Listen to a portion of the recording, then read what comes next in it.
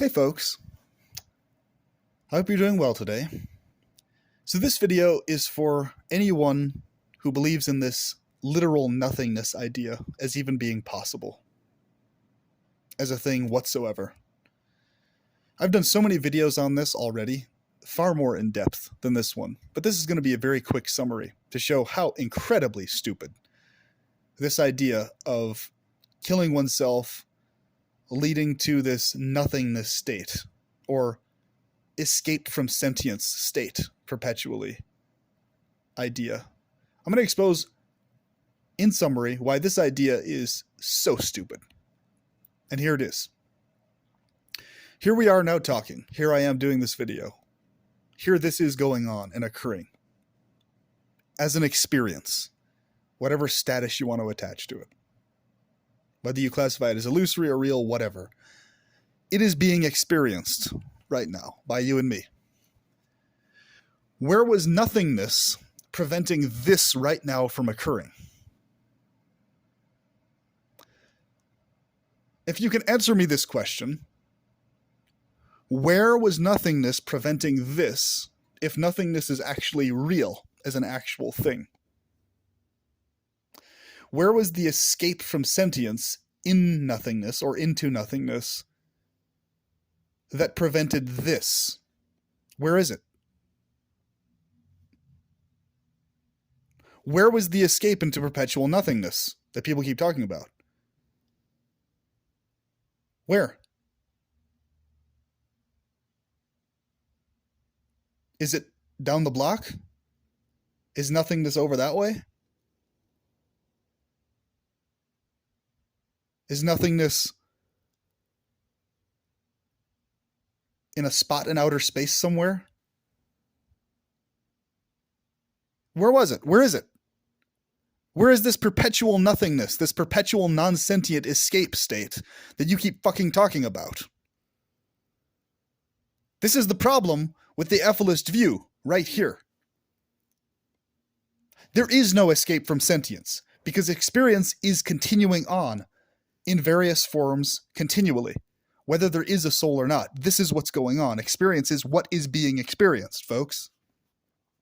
There is no protection in nothingness or from nothingness, because nothingness is a man-made concept. It's not real.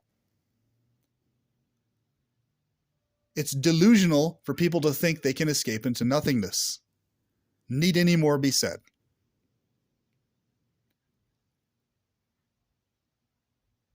Because it didn't prevent this right now from happening. The person who ends up killing themselves, they were not protected by a previous nothingness state before they existed. Nothingness is no escape.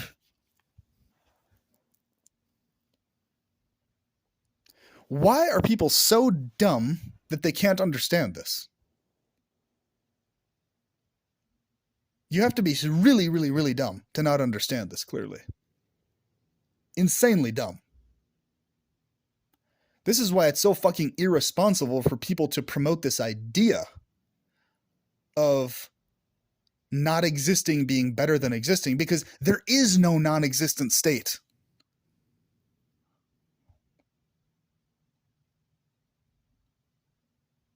There isn't.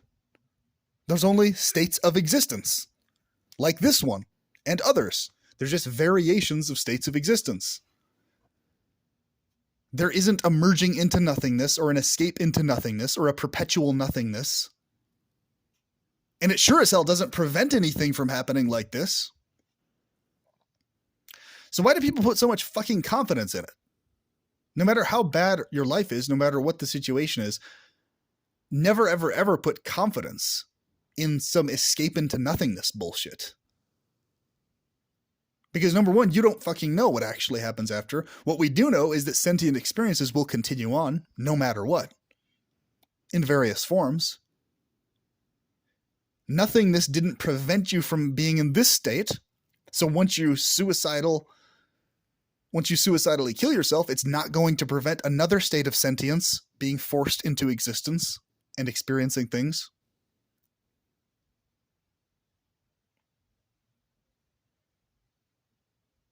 People put way too much fucking weight on this idea of, oh, because I escaped my brain and body, which they may not actually be escaping, they're just assuming they are, number one. But this idea that just because they escape this particular brain and body, they're somehow escaping sentience altogether. They're escaping worst possible states of sentience. According to who? According to these people who believe in this nothingness fairy tale. That's who. The fact we're here right now means nothingness never existed. There never has been a literal nothingness. There never has been a state of not existing. That's why we're here talking right now. There can't be a state of not existing. If existence exists at all, if experience has ever been experienced, there is no state other than experience that is experienced. So no, if somebody kills themselves, they're not entering into a black void or into a nothingness or escaping out of sentience. No, you're not. There's just going to be variations of sentience continuing on, and they're going to be experiencing one of them.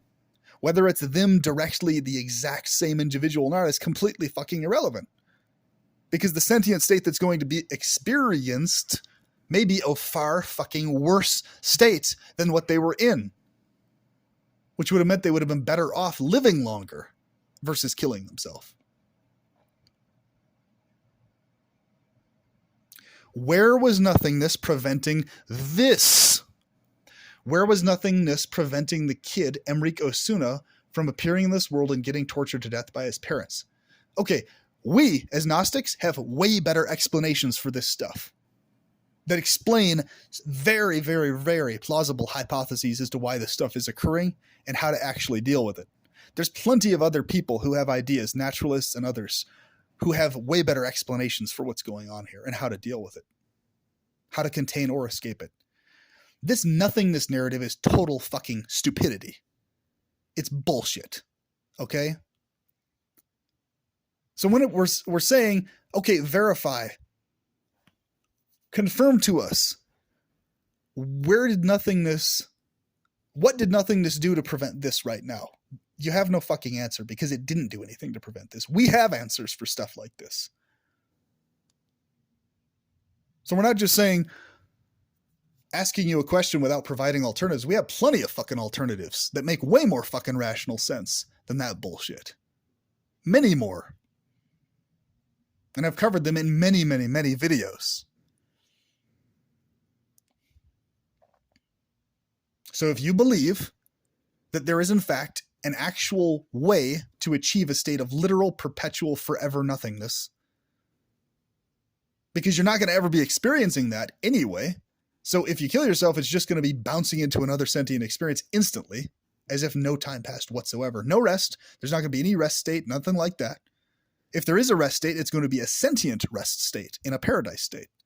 But a sentient one, not a nothingness one, not a non-existent state. You're going to exist in a state of rest.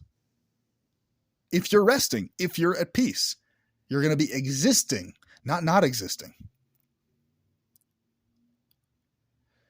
So please call out this bullshit of this non-existent fairy tale, because you expose the bullshit that it is by the very fact we're right here talking right now. Where was nothingness preventing every single person that ended up committing suicide from originally appearing in this world to begin with? Where was their perpetual non-existent state, their safety zone in non-existence? Where was it? Show it to me. Where was their non-existent state? Where was their safety net in non-existence from this in the first place? It didn't exist, and that's the point. Therefore, non-existence is not an ideal or better state, because it just leads to this shit again. If you can't understand this by now after hearing this video, then you're a fucking idiot. It doesn't matter what ideology you have, whether you're an ethicist, an antinatalist, a natalist, whatever. If you can't understand this about the stupidity of this idea of a perpetual nothingness escape from sentience, you're fucking stupid. Incredibly fucking stupid. insanely stupid if you can't understand this. So with that, I hope you have a wonderful day, and do not fall into this nothingness, perpetual escape stupidity that is false and verifiably not real. And with that, I will talk to you soon. Have a good one.